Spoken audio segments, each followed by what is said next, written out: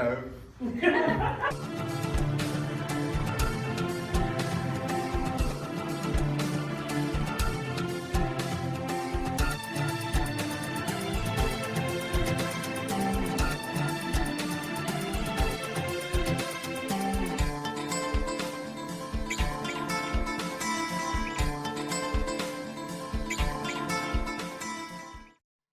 Welcome everyone, this is, I'm Tom Bushnell.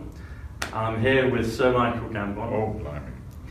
Michael, it's a pleasure to have you. Nice to be here. And this is our first episode of Top of Your Game. That's what we're going to call the show. I think it sounds like a good... Top of your game? Yeah, top of your game, you know, like someone like you, reach the top, reach the summit. Oh God almighty. So, you know, I think that's a good name for it. Yeah. We were thinking of calling it something else, but I don't know if we should say it on camera. No, can't repeat that. Although we're uncensored, so we can say what we want. You said something terrible earlier. Top of your game. Top of your game, that sounds good, doesn't it? Yeah. Anyway, go on. Well, thank you for coming in today, Michael. And courtesy as well, I just wanted to thank the college, City of Westminster College here at Paddington. They've allowed us their facilities. Lovely place. Yeah, it's a great place, yeah. Does a lot of good work with students. We've got a filming section, theatre, so it's a pleasure to have you here, Sir Michael. Thank you. But yeah, let's get into it. I wanted to start at the beginning, because the beginning is always a good place to start. Yeah. You originally, that sounded a bit coy, you're Irish, but you're kind of British now, yes? Well, no, I mean... Or you would always say you're Irish? I always say I'm Irish. Okay. I was in Ireland until I think I was 6 when my mum and dad brought me over to London. Okay. And I had an Irish accent, which I haven't got. But I can still do it. Can you? Oh, yeah. Can you give us a bit of your I Irish can talk accent? like that all day. It doesn't matter who's talking to me. That's in my blood, the Irish accent. Okay. And that's the way I talk with my mum and dad. And so when I lived in Camden Town, yes. After about 5 years in Camden Town, I started changing the accent without realising what was going on. Okay. So I became English after about 6 months. Yeah. Whatever it was. And but I still go to Ireland. I still have Irish friends, Irish relatives, and I go over there. I do plays there. Okay. So I love it. It's nice. Okay, so you're still fully Irish. Fully Irish and fully English. And English, yeah. That's possible. Well, we're glad to adopt you. We're glad to have you. We're glad to. Nice to be here. When I was researching yourself, we've known each other on and off for probably 8-9 months, something like that. I guess. Maybe a year. I keep bumping into you in the street. Yeah, I keep popping up. I keep following you. Yeah, that's right. We always meet each other in the pub, one of the local pubs. The local pub. Yeah. So. But when I was researching you for today. Yeah. One of the things that came up, which was interesting, and I thought, I'll ask you from the horse's mouth. Yeah. There was a part when you weren't trained as a classical actor, is that correct? No. Okay. I had no training at all. Okay. No, but that was the days when you didn't really get training. I mean, I started acting when I was, I can't remember, about 1962 or something like that. Okay. I started acting. Getting jobs, lots of jobs, and I never thought of ever being trained. Right. I mean, there are quite a lot of actors of my generation who were never trained. Okay. Ian McKellen being one. Wasn't he? Ian wasn't. No. Okay. Yeah, but now it seems to have overtaken everybody. Someone told me every city in England has a drama school. Yeah, they need to be trained. You need a license to act. I mean, my God, it must be an awful lot of people trying to be actors. I can imagine there must be it's one of those supply and demand things, and there's probably not enough. Not enough. Support, not enough. But there are too many. Too many actors out there. Yeah, that's right. So. But one of the things I did pick up on that, and I wanted to ask you directly about it, was apparently, if I've got this correct, and if the source is correct, you gave us a CV. I think it was to be in a play, but then it was basically you kind of just winged it and just like, I've been in this and this, or is that not true? Oh, is it, when I first went... Because I think I love that, I love the spontaneity. If that's true, coming from you, I think that's brilliant. I wanted to be an actor, and I went to a casting director. Okay, I can't remember who it was, years ago. Yeah. And he asked me, it was a bloke, and he said to me, what have you done in acting? And I started telling him lies. Told him a bit of bullshit, yeah? Yeah, I said I'd been in a play I even said I'd been in one in the West End. And he didn't seem to bat an eyelid, but that's, I mean, you can't do that now, but I mean, well, you could, but you wouldn't get away with it. I don't think I got away with it, because he didn't give me a job. Oh, he didn't? Okay, okay. So it didn't lead you into, it wasn't your first one? I just got to know people. I went to, because I'm Irish, I went to Ireland because I heard that Michael McKellon was putting a play on and going to Europe with it. So I went over to see him and he let me be in it. Only a small part with a spear. And we did that in Dublin, and then we went to Europe, all over this part of Europe. And then I came back and I did a play at the Mermaid Theatre. Okay. Just by being nice to people. Yeah. And then I was an understudy in the West End. And then finally I got into the National Theatre when it opened in 1963. Right. As a small part player, and I stayed there for 3.5 years. Okay.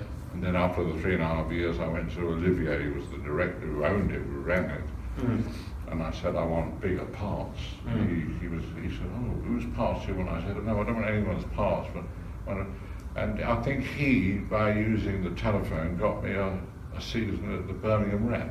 Okay. And I played leading parts there for a whole year. Right. And that's how I started in all this stuff. And am I right in what I looked up? Originally, you weren't sure who Mr. Olivier was at the time? No, I mean, I was very young and I didn't really know who he was. And okay. I remember going... that makes me feel better, because I know of him, but I don't really, you know, it's back then, so... Yeah. Well, he was sitting there in the rehearsal room and we had to audition for him. Right. And I didn't audition for him, but I did some acting, a little bit of acting. And I caught my hand on a nail sticking up that was in a shed somewhere. Okay. I cut myself during the speech, and he said, no, stop, and he rushed up. He said, you damaged her. I said, oh, it's all right, doesn't matter. He said, no, he said, you can't do that. And so I went home a bit depressed, and the phone went the next day, and I was offered a season at the National Theatre. Wow. But I thought it was only because I've cut my hand. I don't know. Yeah. Anyway. So would you say then, because something you said that helped you get along was you were nice to people, and you've struck me as a you know, down to as you see you now is how I can vouch that's how Michael is, you know, unless you're completely something different, but I don't think you are. You know? No. And you're very polite and nice people. You're very self-deprecating. You can crack a joke and see the funny side of things. You don't go around like a megastar. No, I hate that. But you know, you are in many respects, but you're very just down to earth and being nice to people and I guess having respect and just kind of mixing in with everyone. It's got you far. I mean, you act on the stage, don't you? I've done it all my life, but when you walk off the stage, you become yourself again, don't you? Yeah. And I try to be pleasant to people. I try not to. I try to be myself, who I am. But no big thing. Simple. One of the things I've noticed as well is, like I was saying before we started filming, when we met earlier, I was watching and re-watching some of Michael's work. One of them was The Singing Detective from back in the 80s. So I watched the whole series of that. It was a long slog, but it was great. It's really interesting. It's just there's so many caveats and vignettes of pearls of wisdom, really, philosophy and life. Wonderful. It's a wonderful script, isn't it? Wonderful play, and it was 7 months to shoot it. Yes. I seem to remember. A lot of hard work. I used to drive every day. In those days, you had to bring yourself to the theatre. Yeah. You didn't send you a car. I used to drive every day, and in 7 months, we shot the whole thing. Yeah. And it was really enjoyable and terrific. I'll never forget it. And it helped me because I got much better parts after that went down in the West End, and so that's the way it all happened. And it became. I spent the rest of my life doing acting and doing plays and television and films, and it just seems to. I don't know. I'm an extremely lucky person. I just. Except now I'm certain at age now, I'm getting old and I can't remember lines very well. Yeah, you said about you have to get with the theatre because of the memory side of it. Memory, so I don't do stage anymore. I do a bit of stage when I haven't got much to say.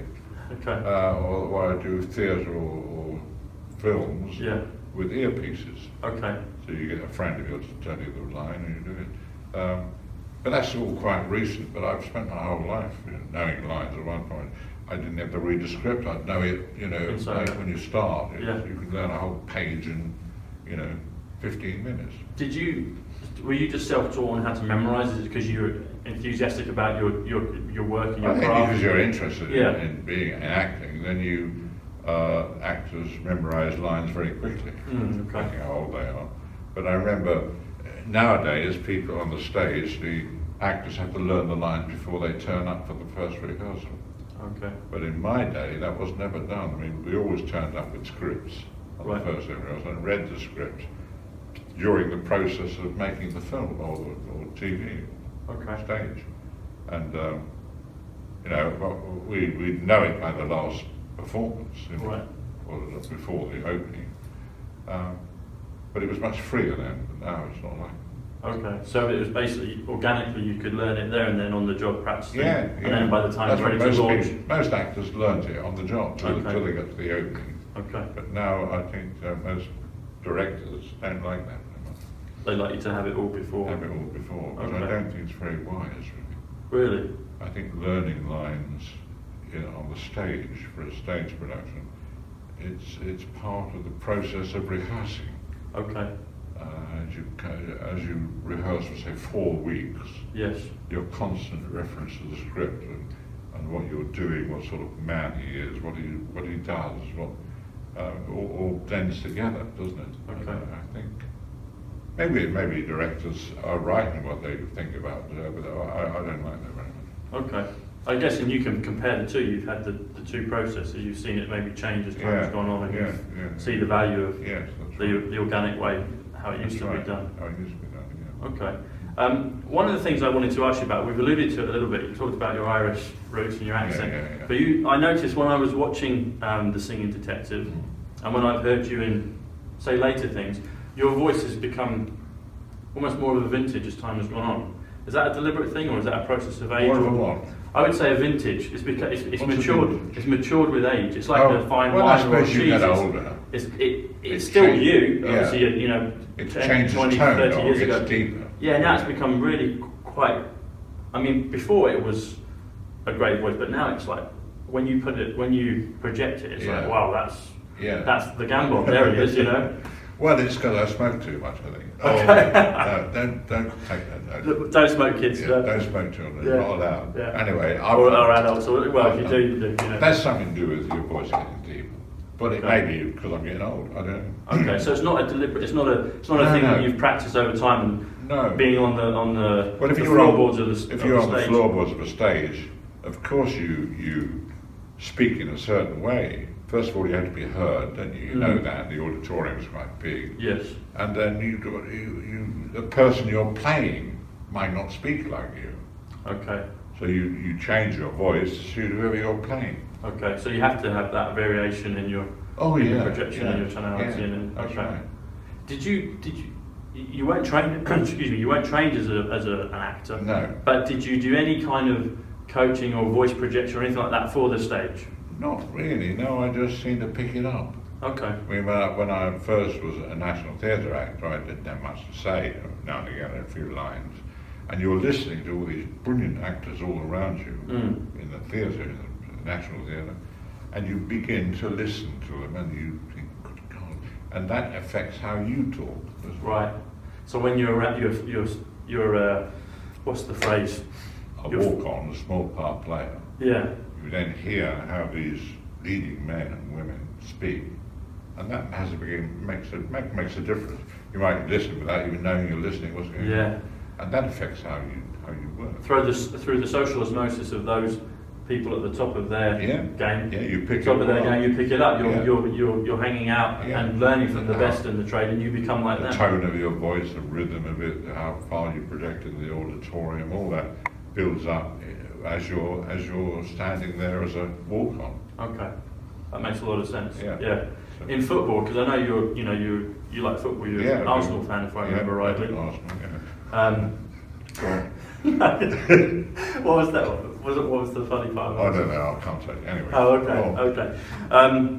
But yeah, many great players have said that their game has been improved by playing with better players. Oh, I'm sure. You know? I'm sure. I mean, a footballer, a player at football, he's watching all the time to other people. He learns and learns and learns. I mean, a young person starting his life as a footballer will pick up all sorts of stuff. Yeah. So it's quite the same as sort of acting. It's not the same as acting, but that's what's happening. It's how you learn, though, isn't it? It's the best way. It's like you can read it from a book, which is fair enough, but if you're there immersed in the it's better to experience, read it from a book. Do it. Yeah, do it. Yeah. Copy. Do it. You can even copy people in, say, in a theatre. Copy them, but you'll never sound like them because they're a different person. Yeah, but sure. The copying can help you build your heart up. Okay.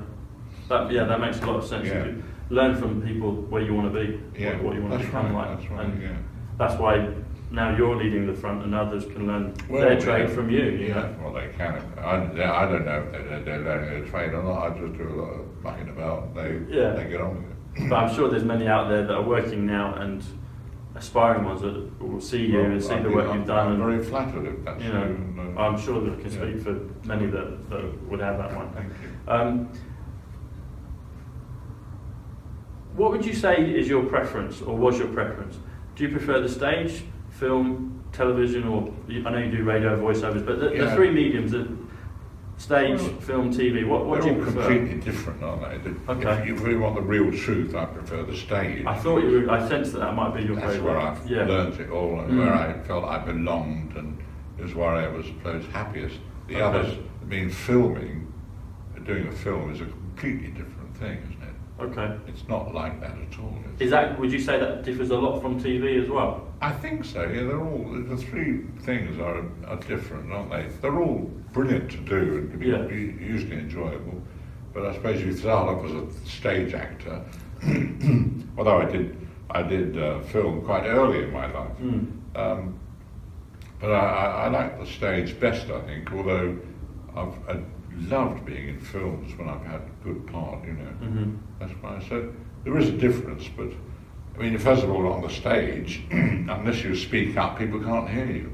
Yes. So you have to. You've got to fight for space for volume. You've got to project it out. Yeah. You don't do that as a film actor. Okay. Yeah, you don't need to. You don't need to. The cameras are all working, aren't they? Yeah. It's different. And whereas a television actor might be slightly different again. And so, what would you say that, I'm interested, you say that film and TV are different. Obviously they're different mediums, but what the slight nuances that you would say, how they differ for you, because you've obviously done them? I wish I knew. I know it feels slightly different to be on a big film set. Okay. Like I did Harry Potter for years. Yes, yeah. I want to ask you more about that. Very important. Bit, but I was, say, different on that. Well, it depends on what character you're playing. Yes. My character playing Harry Potter was slightly different from modern drama I've done for television. Yes. But it all comes into your mind and your feelings when these things happen. So if you're making a film, you're doing that. You know films are completely different to theatre, for theatre acting, and also for what's the other word? I keep forgetting things. So we've got the theatre, film, and television. Yeah, television. Yes. Television, yes. Tends to be slightly quicker than film, doesn't it? Okay, there's more of a. Yeah. We've got to get this done by next week. I've just done a thing. Not recently, I played Winston Churchill. Yeah, I saw that on Sunday. Yeah. That was just 4 weeks. Okay. Of shooting, which is. And you sang again in that one, I noticed. Did I sing? Yeah, a little bit. You were singing. Oh, it's just sort of. The Blowing Bubble. Yeah, I'm forever blowing. The West Ham song. Yeah, I'm forever blowing bubbles. So they are different, but they're all great. Okay. In regards to films, are there any films? I'm assuming, I could be incorrect, but as a little boy, were you a film fan? Did you enjoy film, or was it more of a personal thing you liked to perform, or did you actually enjoy going to the cinema and films? I mean, I've been to the pictures when I was a little boy with my mate who was on the road, Camden Town, and see all the films, and I love that. I love that. And then I remember seeing Marlon Brando in a film. Yeah. And then I was with a mate of mine. We walked past a theatre Yeah. And you know, in theatres they have advertising outside actors' names and their faces. And we'd just seen the film with Marlon Brando. Yeah. And my friend said to me, they're doing that inside there. I said, what? He said, acting. He said, what Marlon Brando's just been doing. I said, well, in there? He said, yeah, it's a theatre. Yeah. This was in London.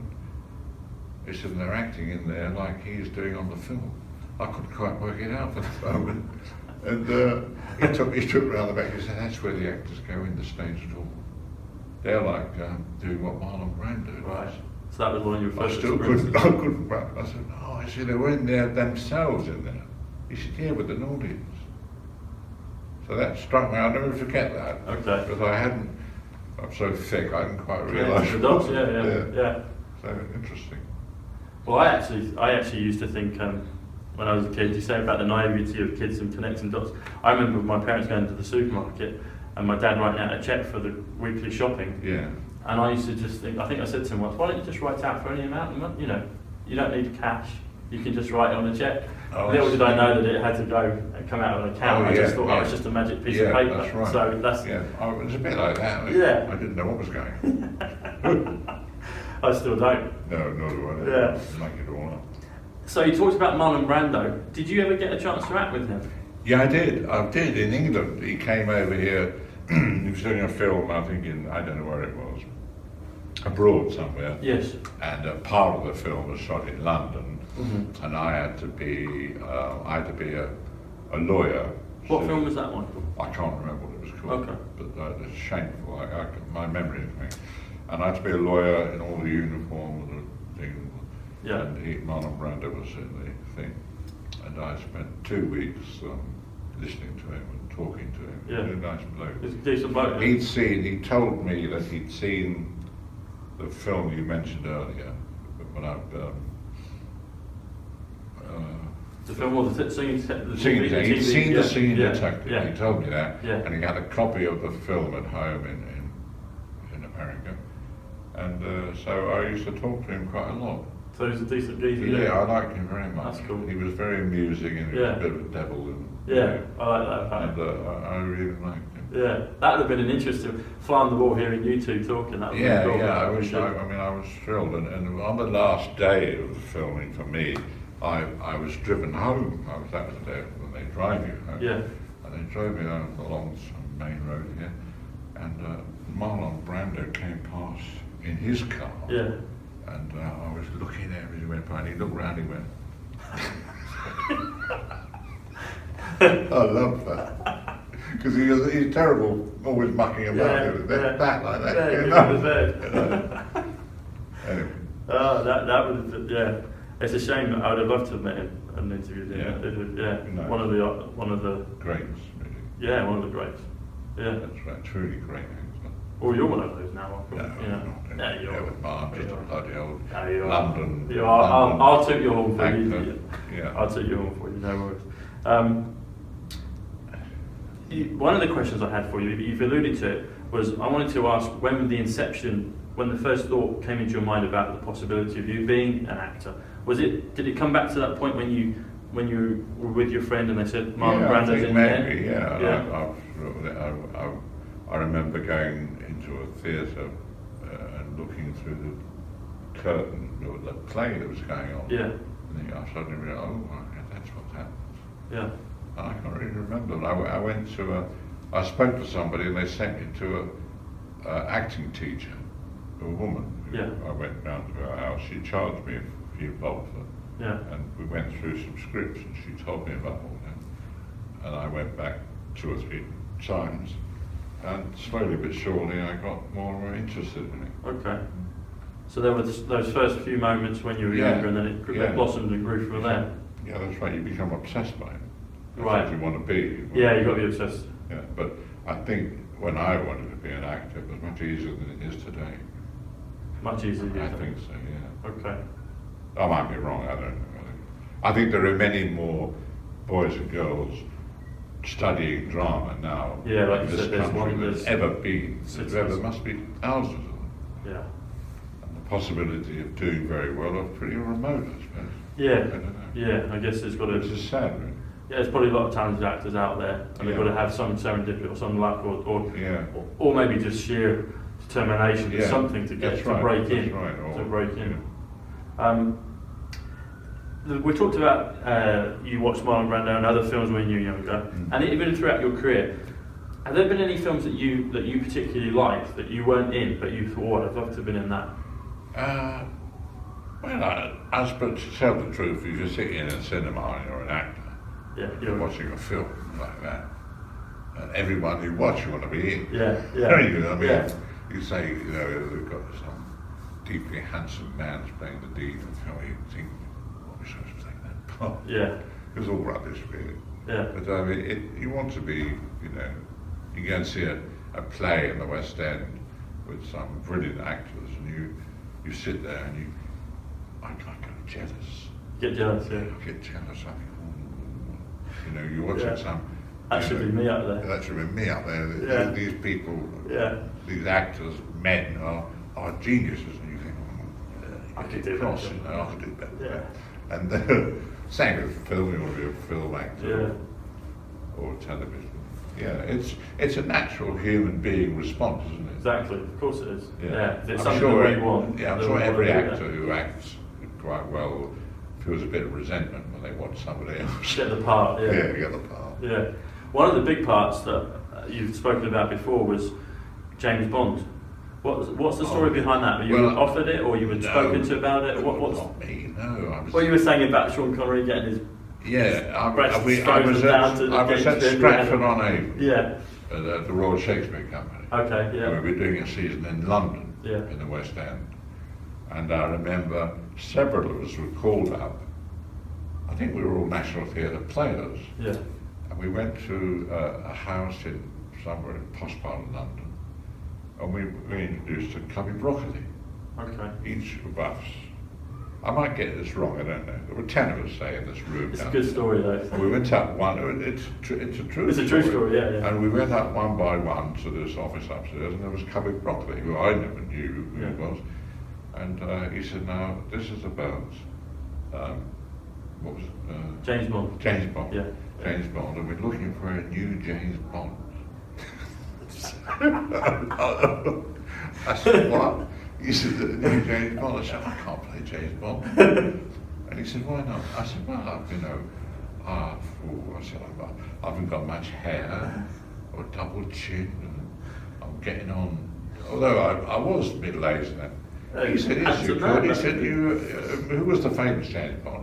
Sean Connery. Sean Connery. He said, look at Sean Connery. Yeah. His hair's not very good. He said, this was Cubby Broccoli talking to me. Yeah. He's got a double chin. He said, all we do is we can put everything up. We can have your tinge of water, we can alter your teeth. Very nice thing to say. I said, and I got a bit excited. I said, oh, well, I'll do that. I'll play James Bond if you do all that. Anyway, I don't think any of us got it. Yeah. We were just, they were. Was it Roger Moore, the next one, I think, was it? Well, Roger Moore, was it? I can't remember. He said that he'd just been burned by he said something about the actor who's only played it once. Lazenby, George Lazenby. He said that it was mentioned George Lazenby. Right. He said he's just done it, and we want to get a new lot of people. So that was the whole reason why we were sitting there. Anyway, none of us ever got it. Okay. If I'd done that, I wouldn't be sitting in there, would I? I'd be in. You'd be off at Saint-Tropez or something. I'd be Saint-Tropez, I'd be lying on the beach there. At Bermuda. I wouldn't be talking to a television set, or radio set. You wouldn't be talking to me? No, I certainly wouldn't talk to you. If I was James Bond, I'd never speak to you. There you go. Or you'd say, carry on walking, son, and then otherwise one of my assistants will pop you off. Pop you off. But although I've got some ladies for you. I know the current James Bond. Of course, Daniel. Yeah, what's Daniel like? He's lovely. Is he a good geezer, yeah? We did a two-handed play at the Royal Court. Ah, okay. And a little bit later, he became James Bond. Yeah. I was furious. That's my part. That's my part, James Bond. So Daniel's a good guy then? Oh, absolute best. He's deeply handsome and a very good actor. He's strong as well. He's fit, isn't he? Rugged. He's got a lot of beef on him. Yeah. Toughened up the role with James Bond. You hate him. Yeah, big hit, big success. And he's married, or he's with Rachel, isn't he? Yeah, Rachel it's worse. Yeah. It's worse. Poor old bugger like me. Anyway, go on. So it would have been James Bond, could have been one of them, but... No, it was a joke, really. Yeah. Okay, but it's a funny story. But who knows? Maybe in another world, another time. Yeah, no, new next life, maybe. Next life. Yeah. Yeah, it could be you. Could be the 100th James Bond. There you go. Yeah. What would you say are some of your favourite personal performances, Michael? Oh, that's hard to think about. I did.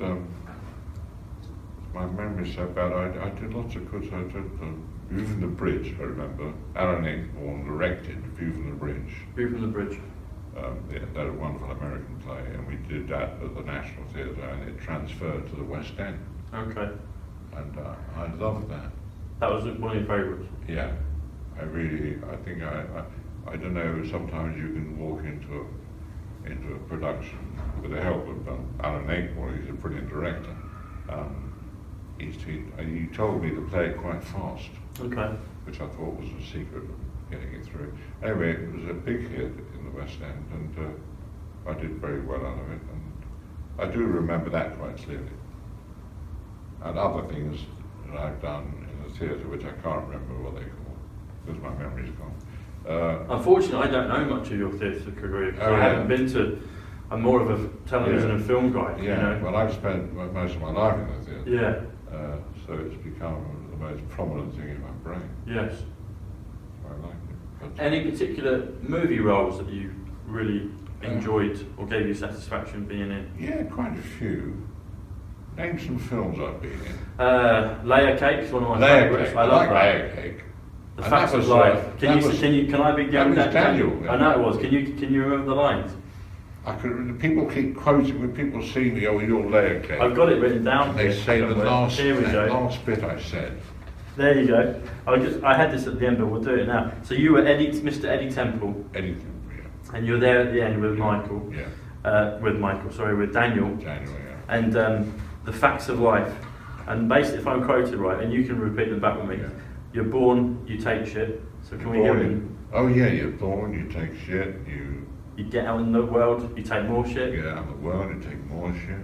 You climb a little higher, you take less shit. You climb a little higher, you take less shit. That's right. And then here we go.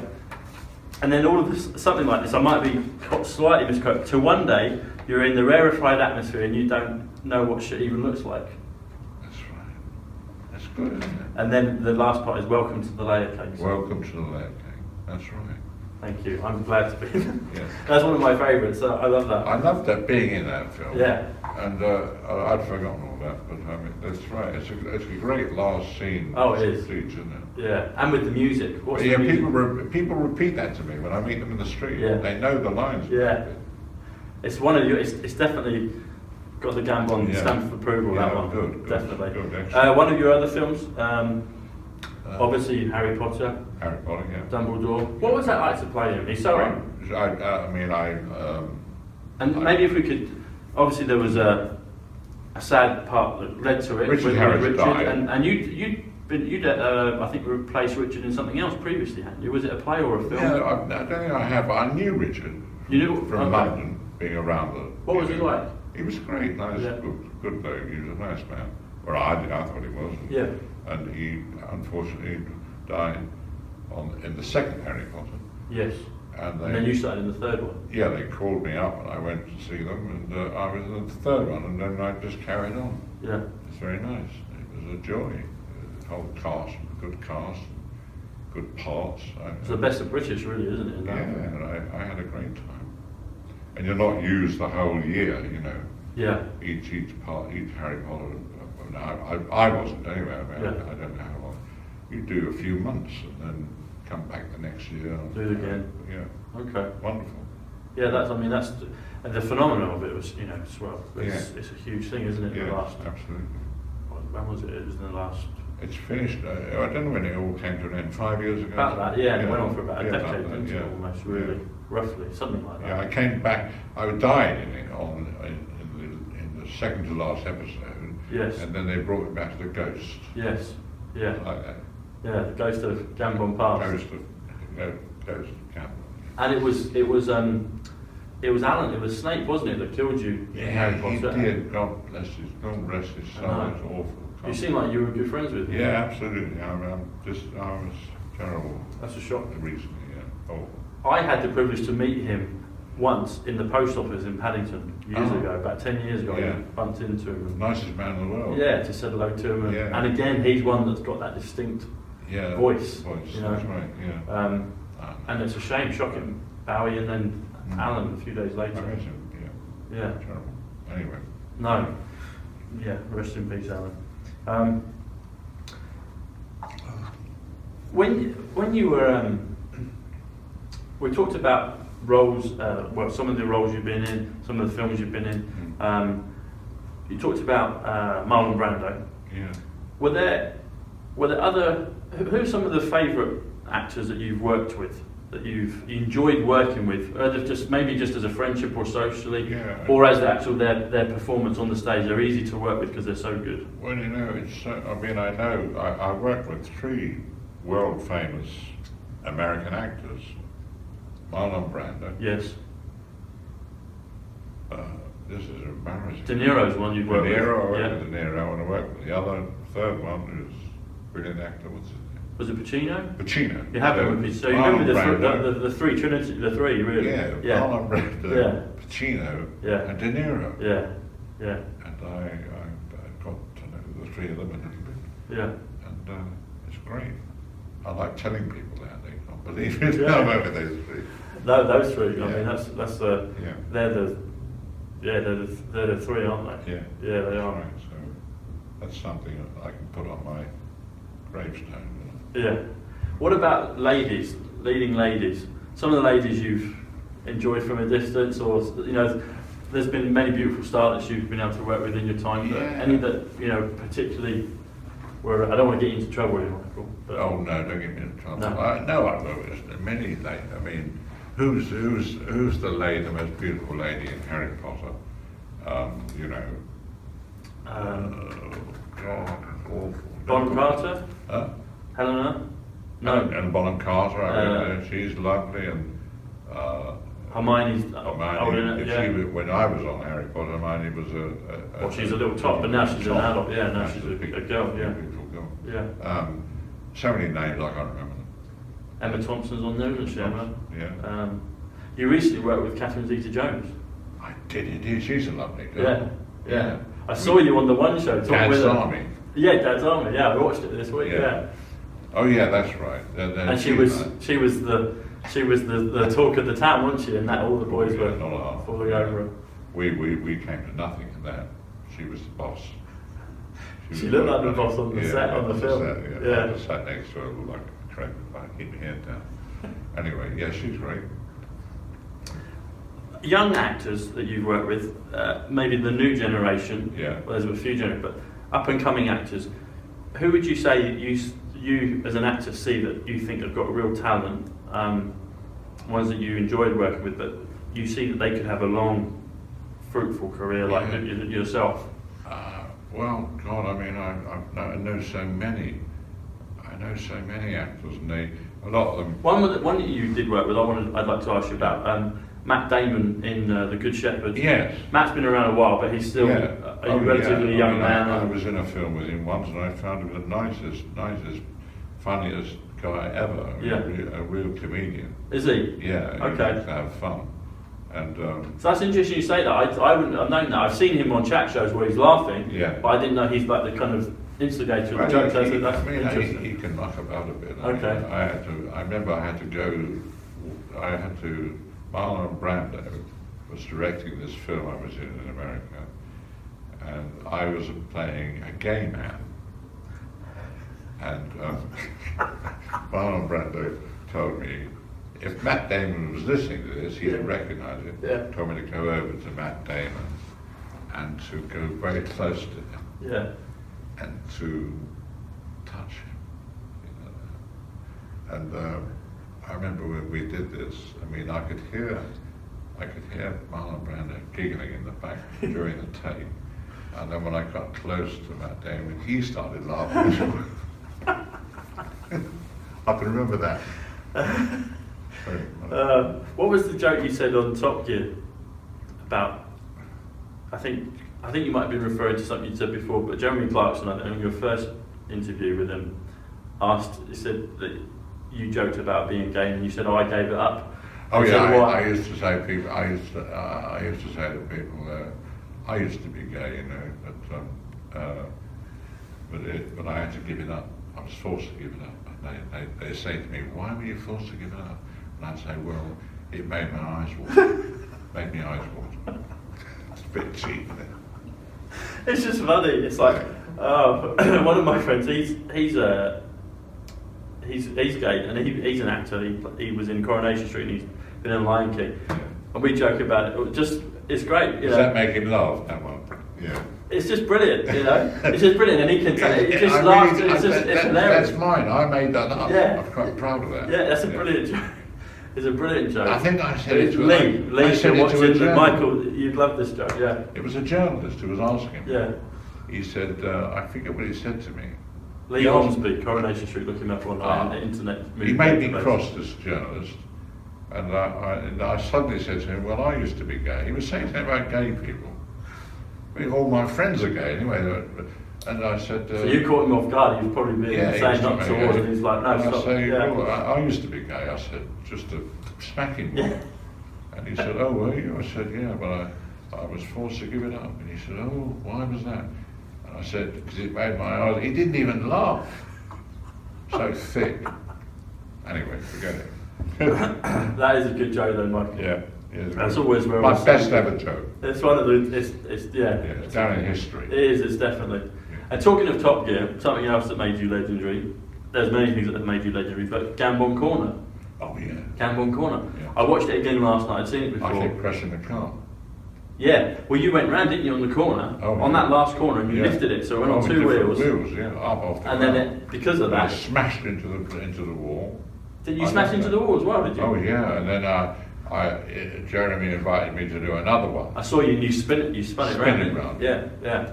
So I just because I can't drive, I suppose. But you're a car enthusiast, aren't you? I love cars, yeah. Yeah. What do you drive currently? Oh, I've got all sorts of cars. I've got an R8 at the moment. Okay. And several other things. I just like having them. They're nice. So you like them from the... Well, they are cars. I love. I don't have one here in London at the moment, but I love driving. Yeah.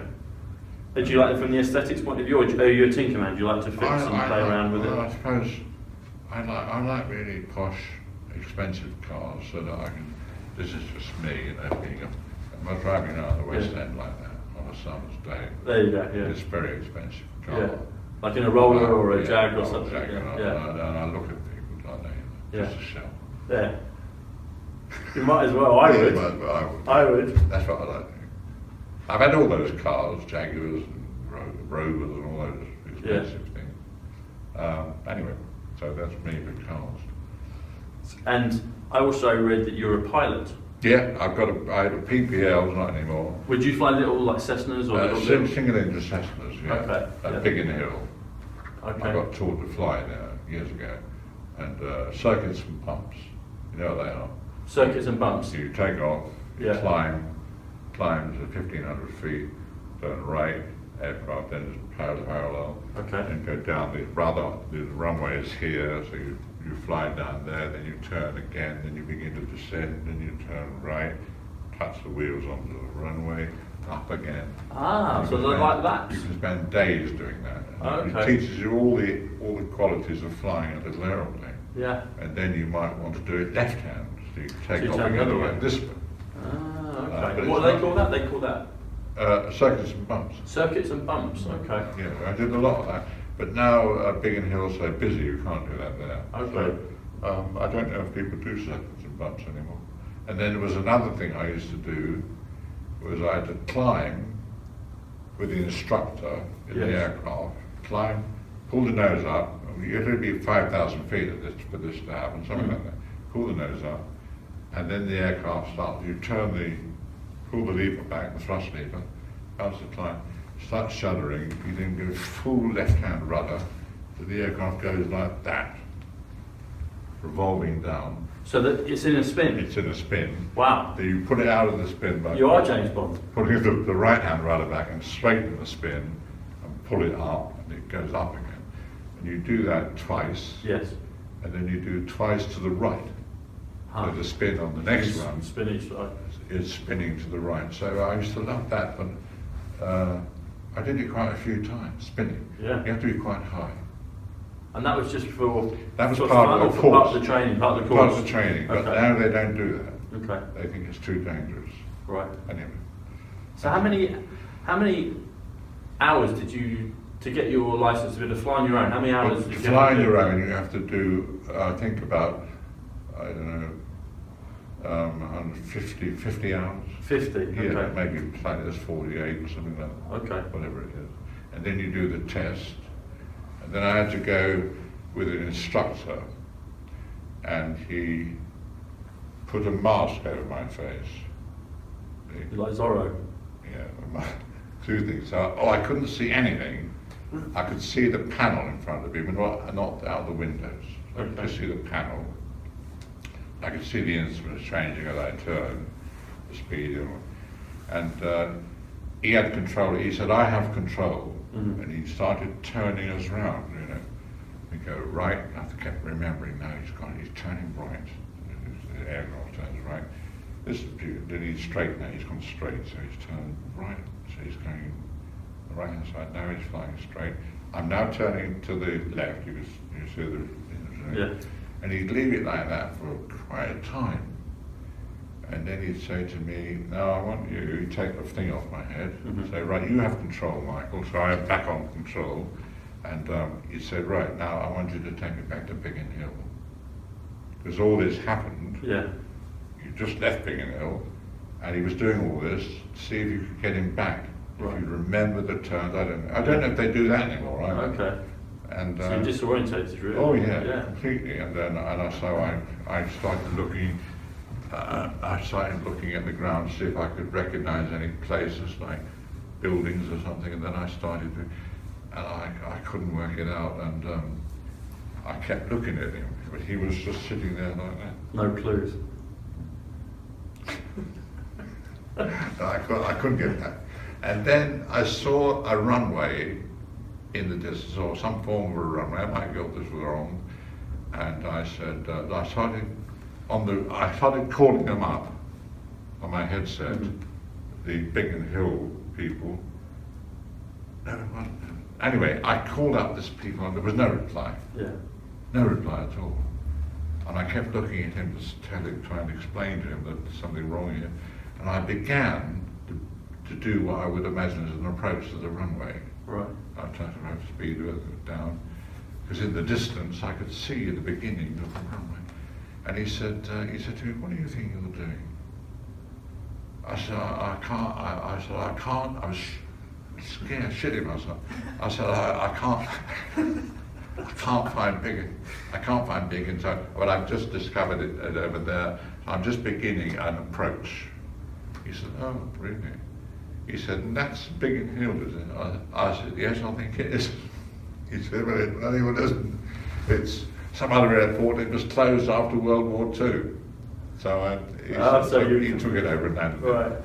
But he was kind to me and let me on. That's good. I couldn't get back to Biggin Hill. No problem. I had a friend that took me from, there's a little tiny airfield near Bisley in Surrey. Yeah. And he took me to the Isle of Wight for lunch. Yeah. And then we... Isle of Wight's lovely, isn't it? Yeah, and then we came back again. I thought that was just great. Yeah. But I felt sick. He didn't adjust he's quite an old boy. His name was Ray, and... Why did you feel sick? He wasn't bouncing around, was he? Well, I spoke to someone else that was a pilot a little while after, and they said there's this little thing that you can adjust that makes it so you don't feel it. But I felt really seasick. Oh. I mean, I've never felt like that on other planes, but he was, driving along like Mr. Magoo in the aeroplane, and I was his passenger, and I felt... You were bouncing around a bit? I didn't even feel like I was bouncing, but I just felt quite nauseous. I've never sick in an aeroplane. I've never used it, but no. I loved the experience of it. But then the other guy that I spoke to said, there's this little thing you can adjust and it would have balanced it out. Oh, I see, yeah. He was mucking you apart. He was. He was taking the piss. He was taking the piss, yeah. Right. When you've been on set, have there, because like we've already said at the beginning, you know, very affable and friendly chat. Have you ever had any blazing rows that you can talk about with, you know, on set with people, or maybe you never have? I don't think I have. If I felt that coming, I wouldn't do it. Okay, so you'd keep it in check? Yeah, I keep it. Okay. I'd bottle it up inside. Okay. It doesn't seem like your style, No, to be fair. No, I'd rather get on with it. Yeah, okay. And what would you say is, you got any advice for young actors? We talked about it being difficult for, you know, it's not an easy trade for people to break into, but do you have any advice for them? I had advice, if you go to meet people, try and be positive, try and be open, try to be confident, try to let them see that you're not frightened, or you're not, you know, not affected by all this. Yeah. Go in to see people and stand straight, be confident, be easy on the language, and just the advice to give a young actors, the only one I can think of is show a willingness and an open desire to do this and be passionate about it. And okay. That's not a very good thing to say, but I can't think of anything else. So basically, have the passion, be open, Be a open, sponge, have take passion, and really want to do it, and do your best when they test you out. You know. Yeah. It's hard. I know it's hard, and kids get disappointed by all this business. It must be awful. I'm just a lucky bloke who's gone through acting life, just like that. Now it's coming to an end. Not really. Not yet. Not really. Not yet. Not yet. One of you spoke about it, and I watched it on, actually watched the repeat, Sunday, Churchill. What was it like playing Winston? Well, the great man. It's not a question of you play your impression of Winston Churchill was like. Yes. You know, how he spoke slightly, how he walked, what his movements were like, the way he talked. And I mean, in this one, it's a bit easier because from the beginning of the play, you see me in an office, and I collapse. I've had a stroke. Yeah. And so the stroke goes on for half the play. Yeah. And then you start reviving and speaking and talking and everything changing back to what you were before. And I had a brilliant director. And who was the director of that? I've just had dinner with him last night. That shows you what state I'm in, ladies and gentlemen. Anyway. But he's a great director. And everyone knows he is. And awful not reverend. Anyway, it was just a 4-week shoot. 4 weeks, okay. Yeah, I had loads of the cast were my friends. Yeah, what's his name? The Scottish boy. What's his name? He was in. I know exactly who you're talking about. I know, yeah, he was in. He's my mate. He's in Dad's Army. Yeah. He's in that, and he's also in The Singing Detective with you. Yeah, absolutely. Yeah. And it's shocking, isn't it? But I'm getting so old. Anyway, that was a joy to do. Yeah, it looks a lot of fun, that one. Yeah, and that was just recently. Yeah. Well, you were on the Radio Times, weren't you? On the front of it. Yeah, I saw you as well. I'll be seeing Michael next week, and I saw you on the front of it. Dad's Army is another one that you've just done. Yeah, did that before. Okay. And that again looked a lot of fun. Well, just with all my friends, I knew most of people. And that was went to Aldborough for the shoot. Was it Aldborough? I'm not sure. I don't know. Not sure actually. And we had a long shoot. I know that part of it was on the cliffs of Dover. Yeah. I remember that part. Freezing weather, dressed in all those. You were Sergeant Godfrey? I was, no, not Sergeant. Just Godfrey? Godfrey. Just Godfrey, you weren't a sergeant, okay. Yeah, he's not a sergeant. And Godfrey doesn't really know what's happening. You know, he's a bit slow on pick-up. Yeah. You know, when they say left turn, he turns right. You know, yeah. But it was a great experience. We had some fun. Any things that you're working on right now that you can no, tell us about? I've offered a few things, but I don't know what to do. I have to let someone else decide for me. Do you have an agent that helps you with those sorts of things? He's very posh and very intelligent. Yeah. He knows exactly what to do. Do you, this might sound a silly question, but I wanted to grasp kind of where the industry's at. Do you ever have to audition for any roles now, or is it they know exactly? They know. We want Michael. We want to. They know I'm a Burke who can't act, so they just book me in. Don't they? No, they don't. I don't. But they wouldn't say, for instance, yourself and say, "Sorry, Ian McKellen," and they're like, "We've got this role, and we're picking between the two." Would they ever say, "No, they come and do it"? They wouldn't even pick. They would just. They know. They know, right? We're going to go with one or the other. Yeah. Okay. Yeah, they wouldn't do that. That I thought that's probably works out when you boys get to your level in life. Yeah. You know. No, they wouldn't do that. They just ring you up. Okay. They'd say, "We don't want that Gambon bloke. He can't act. So Ian, we want you to play this part. We don't want that Gambon." And then Ian McKellen might even think of pity on me, and he might say, "Oh, please, take Michael. We all know he They can't. give it to Michael. We know he can't act, but just take him, please. No, we want you." "Oh, all right then. How much will I get? You get 2 million quid. "Oh, I'll do it. Thank you. I'll do that one. Yeah, there you go. I hate him. I'm only joking. What was it like? We talked about Serb. Both of you are Serbs. What was it like becoming a Serb when you met Our Lady? Well, no, it was very nice. You just, you know. They write to you. They call you. You know what's going to happen. You get a letter telling you that you've been recommended. You mustn't tell anyone. Okay. You're not allowed to tell anyone, and you. So there's a little bit of maybe a test there. It's like we're going to keep it hush. Oh, they do keep it hush. Yes, but you have to keep it hush. Yes, and then the day comes when you go to Buckingham Palace, and you get. I got a CBE first. Okay. Yeah. And then you wait another 10 years, and you get a knighthood. Very nice. So is that what it is? You get CBE and it's automatically. Well, not automatic, I don't think. But you have to wait 10 years. Well, I don't know. I don't know what the rule is. I know I waited about. Well, I didn't know what was going to happen, so I think about 6-7 years later, I got another letter saying I got a knighthood. Okay. Which is really pleasant and all that. Yeah. Nice. Do Knights of the Realm? Do you have meetups like maybe every 5 years or something? No. No. Okay. Never ever. So it's basically you come along and do they call it investiture, is it? Or I don't even know the name of it, but you meet the Queen and you kneel. Yeah, you kneel down and you bow to the Queen and she says, "Well done" to you, whatever she says, and then you go off and that's it. Okay. You put your hat on and go in the club. Yeah. Going back to the singing detective, one of the things I wanted to ask you about was the makeup. Obviously, anyone that's not seen The Singing Detective, basically Michael is a character that's in a hospital. He's got severe psoriasis, I guess is the word, of the skin, and it's quite a vivid image when you first see your character. And then there's these flashbacks of you're an author and writer, etc. I won't ruin the story, but then there's a lovely part, kind of an unwritten love romance between you and the nurse. That's right, yeah. And well, he fancies a nurse. Yeah, well, you can see why. Yeah, a beautiful girl. I wish I could. What's her name? Julie Whiteley.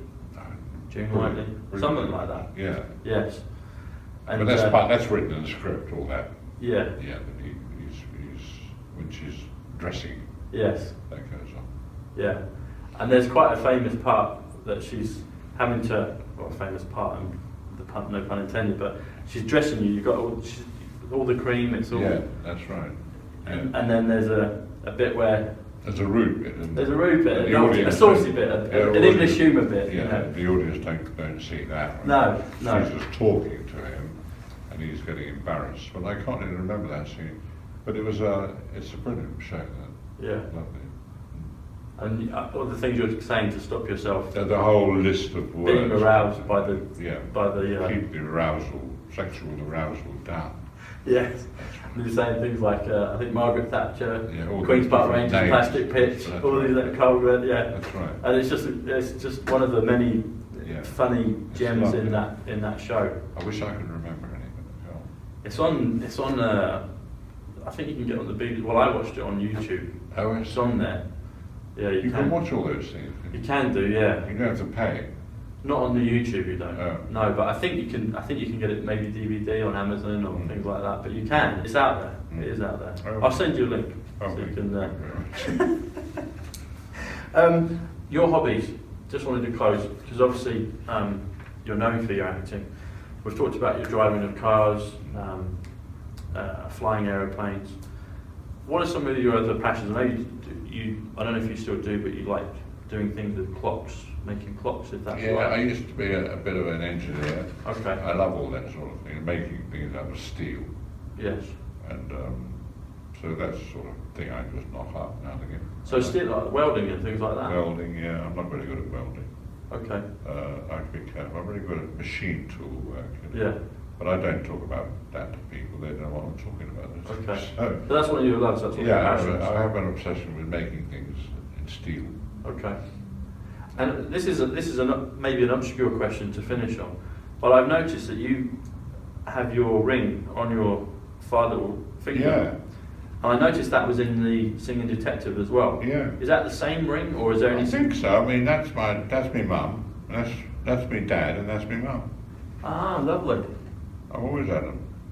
I wondered, because I noticed you wore the ring back then. Wow, I see. Wow. Yeah. And I because think my dad had died then. My dad died quite early. Okay. And so I nicked his ring, and when my mum died, I nicked her ring. So that's what I've that always is worn then. Yeah. But I've always noticed. It's usually because I forget to take them off. Yeah, you have it usually in the things I've seen. You have it there on your small finger on your left nice, hand. isn't it? It is. I thought there might be something Mum and significant Dad. to that. Mum and Dad. That's beautiful. That's a lovely way to finish. Nice. There's my mum and dad ring. There's Mum and Dad. There you go. What were their names? Mary, my mum, and my God, this is terrible. My dad, Edward. Edward, okay. Edward. Mary and Edward. Mary and Edward. Mary and Edward, okay. Yeah. Lovely. Well, Michael, it's been an absolute pleasure. I feel very privileged God to... bless you. I'm sorry, I'm not very clear in talking. No, you're fine. Totally fine. This is why we love you. Oh, God bless This is why we love you. Be good, learn your lines. Because learn your lines, but hard. he's right at the top of his tree, and keep a straight back. this is we love. Don't muck about. Don't tell fibs.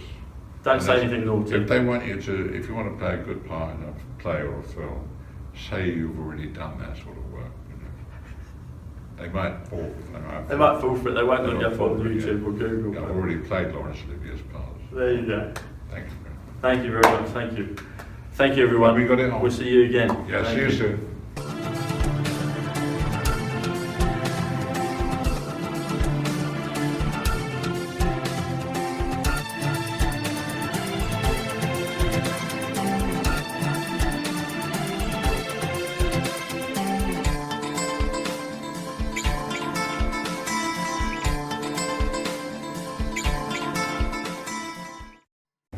I want to pee now. I bet you need a pee as well.